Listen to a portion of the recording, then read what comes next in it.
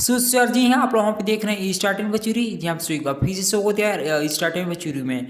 sir वहाँ पे जी हाँ, जैसे खैर आप लोग वहाँ पे एक लुक वहाँ पे देख सकते हो यार, जो कि है खैर आप वहाँ पे देख सकते हो ऑफिस वहाँ पे, जो कि यहाँ पे